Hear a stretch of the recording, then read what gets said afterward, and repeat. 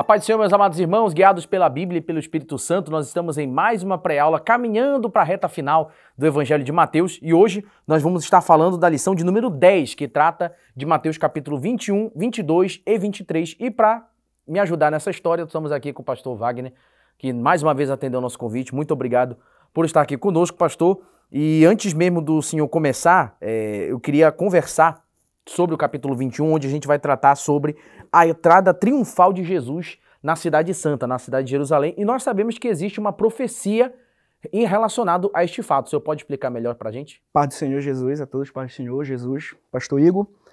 O capítulo 21 é verdade, ele retrata uma profecia do livro do profeta Zacarias, e Jesus está remontando essa profecia.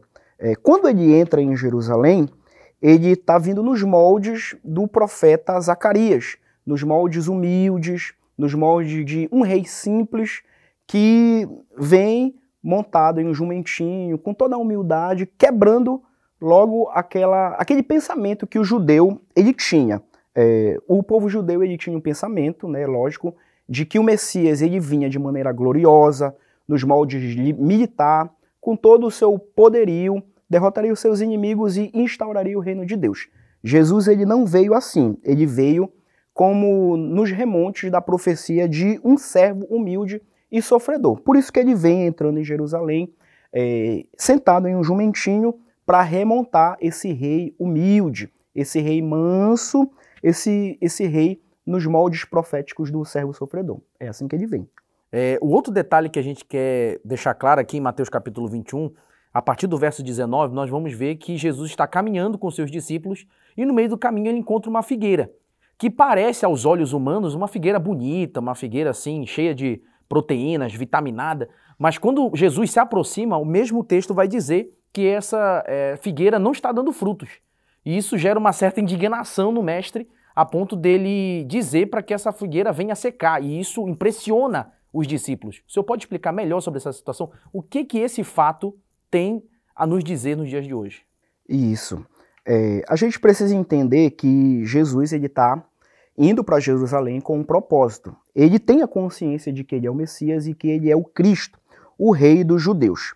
Quando ele vem remontado em um jumentinho, nessa entrada triunfal, e que todo mundo, alguns reconhecem que ele é rei em Jerusalém, ele sabe que as profecias, quando se cumpririam, os profetas diziam que quando o Messias chegasse em Jerusalém, instauraria o reino de Deus, derrotaria os inimigos e restauraria o seu povo, libertaria seu povo, e o seu povo estaria liberto em Jerusalém juntamente com o Messias. Quando ele chega em Jerusalém e ele remonta as profecias do Messias, é lógico que ele está esperando que o seu povo o receba e reconheça ele como Messias, como Cristo e como Rei.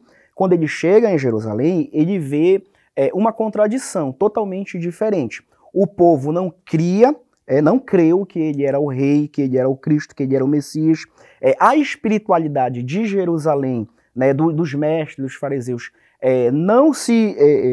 era totalmente contraditória com o cidadão do reino de Deus. Por isso, causa espanto em Jesus. Quando ele vê a religiosidade falida, os religiosos, os fariseus da época, com uma moralidade falsa, enganando, distorcendo o povo, levando a ideias erradas, é isso que causa espanto nele, e por isso ele começa a falar algumas parábolas de repreensões. Por isso que a gente vê que a primeira parábola é a figueira sem fruto. Ela é uma figueira muito grande, bonita, e a gente sabe que os profetas em Israel, eles se utilizavam desse termo, dessa palavra, figueira, oliveira, para remontar Jerusalém, só que ele percebe que Jerusalém, que era essa figueira, não tinha os frutos que significavam o arrependimento, frutos dignos de arrependimento. Quando ele olha isso daí, Israel, a figueira que tem folhas e não tem o seu fruto, é que ele começa a pregar essas parábolas de repreensão. É por isso que ele prega essas parábolas de repreensão. Porque ele chega como rei, ele chega com o reino de Deus, mas o povo não tem os seus frutos dignos de arrependimento para demonstrarem para o seu rei e para entrarem no reino. Por isso causa espanto e ele prega as parábolas de repreensão. Amém, pastor. A gente vai dando continuidade aqui à nossa pré-aula. No capítulo 22 e capítulo 23, nós vamos ver detalhes interessantes de um certo debate que Jesus vai ter com aqueles conhecidos como os fariseus, os que sabem, os que são muito bem entendidos, os mais bem eruditos sobre a palavra do Senhor. E dentro dessas discussões, no detalhe do capítulo 2, nós vamos ver uma discussão, um debate sendo levantado acerca do que o que deve ser entregue para Deus de forma devida e aos homens, no caso, a questão dos impostos. A gente vai ver escribas se levantando contra Jesus, perguntando para ele, de uma forma até de desafio, qual é o principal mandamento, e também sobre o Jesus retrucando, Jesus chegando diante deles, declarando que vocês até sabem o que está escrito, mas não conseguem interpretar. Errais por não conhecer as Escrituras nem o poder de Deus. Dentro dessas algumas discussões, pastor, quais são as lições que nós podemos tirar? A gente precisa entender, logicamente, que essas parábolas e essa discussão que Jesus vai ter com todas as classes religiosas é em Jerusalém. Então ele já está chegando em Jerusalém, é o último ano dele, é a última semana dele. E para a gente entender melhor esses debates acirrados, a gente precisa entender que o ministério de Jesus, ele teve a fama, o clamor e o amparato em toda a região da Galileia. Em toda a região da Galileia, ele foi aclamado, as multidões eram com ele. E a partir do momento que ele começa a pregar e ir para Jerusalém, é que ele vai ter problema. Tanto é que o último ministério dele, que é o ministério da rejeição, é pelo fato das classes religiosas em Jerusalém, que tinham autoridades, que eram mais influentes, vão ter problema e vão perseguir Jesus. Então, quando ele está em Jerusalém, que ele entra em Jerusalém e que a multidão começa a reconhecer ele como rei, como Messias, como Cristo, as autoridades de Jerusalém, elas vão fazer de tudo para contradizerem ou pegar algum erro diante de Jesus, para tentar envergonhar, para tentar pegar algum erro dele. Por isso, as classes religiosas vão chegar em Jesus com muitas perguntas, herodianos, saduceus, fariseus, para tentar pegarem algum erro e acusarem Jesus, justamente com essa intenção do povo não aclamar ele como rei e eles perderem os seus privilégios, os seus benefícios por causa do templo, por causa da religião lá em Jerusalém. E é interessante, sabe por quê? Porque de todas essas discussões aqui, ninguém achou culpa em Jesus ou alguma contradição no seu discurso. Os herodianos foram com Jesus, perguntaram a respeito da autoridade, a respeito se era necessário pagar tributo a César. Os saduceus perguntaram algo a respeito da ressurreição.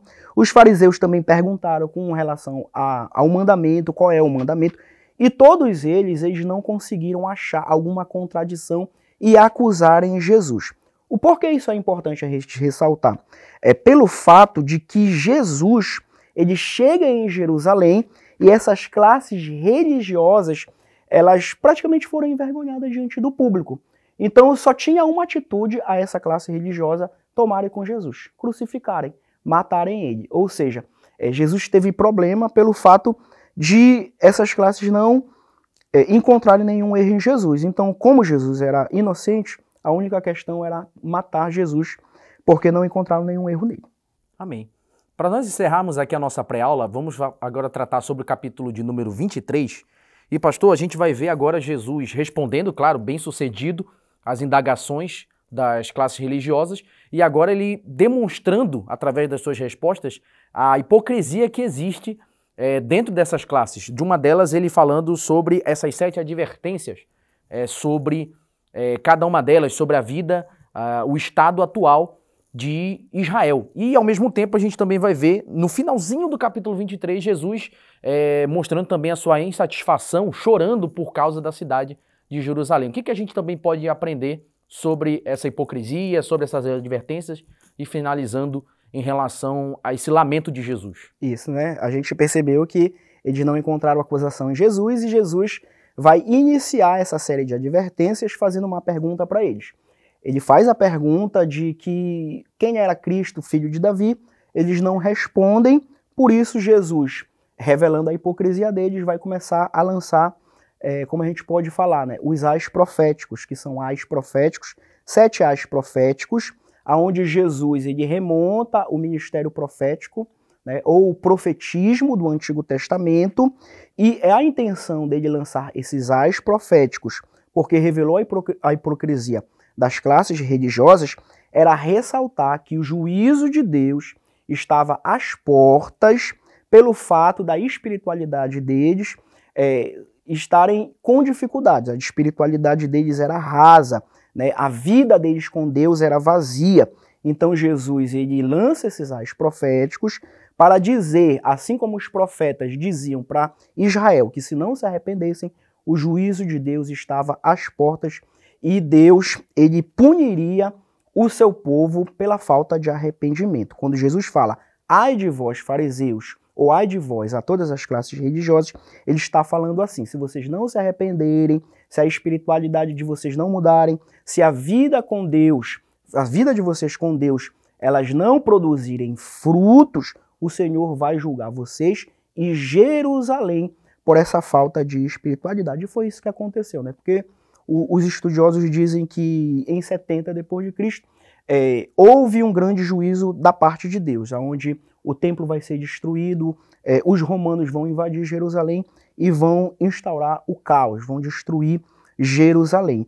E a gente percebe que Jesus ele avisa, ele fala desses ais proféticos e exigindo o arrependimento. Pelo fato de Jesus ele remontar esses ais proféticos e perceber que esses ais proféticos era o juízo de Deus que estava às portas, devido à espiritualidade falida da classe religiosa que tinha o intuito de guiar o povo de Deus, Jesus ele chora, Jesus ele lamenta em Jerusalém, porque ele tem a visão de que o povo que era para acolher ele como rei, o Messias escolhidos, vai matá-lo e vai crucificá-lo.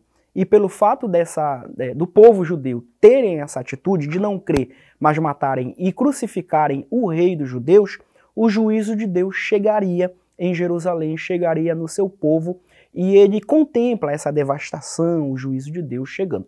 Pelo fato dele olhar, dele ter essa visão, é que ele vai chorar, é que ele vai lamentar. Porque Jesus, apesar de ser um rei que vem para os seus, ele também ama os seus.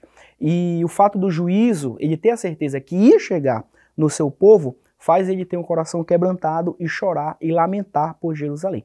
Porque a atitude que Jesus ele desejava que o povo dele tivesse era uma atitude de arrependimento, uma atitude de acolher o seu rei, uma atitude de abraçar ele como Messias prometido por Deus. Por isso ele chora e lamenta, porque a atitude do povo judeu vai ser uma atitude totalmente contraditória, uma atitude de rejeição, uma atitude de falta de fé. Pelo fato disso é que Jesus sabe que o juízo de Deus chegaria na vida deles e ele chora e lamenta. Meus amados irmãos, muito obrigado, pastor Wagner. Deus abençoe a sua vida. Muito obrigado por ter topado e aceitado o nosso convite. Mas desde já quero também deixar para os amados irmãos, por mais que a gente já esteja encerrando aqui o Evangelho de Mateus, em nome de Jesus nós vamos estar dando continuidade. Se Deus quiser, 2022 nós vamos estar aí. Mas não deixe de participar do culto da família com escola dominical na sua congregação, na sua igreja. Procure a Assembleia de Deus em Belém mais próximo da sua casa. Se você não conseguiu adquirir a nossa revista de forma física, você também pode adquirir de forma digital, através dos nossos aplicativos. No mais, a paz do Senhor, meus amados irmãos, guiados pela Bíblia e pelo Espírito Santo.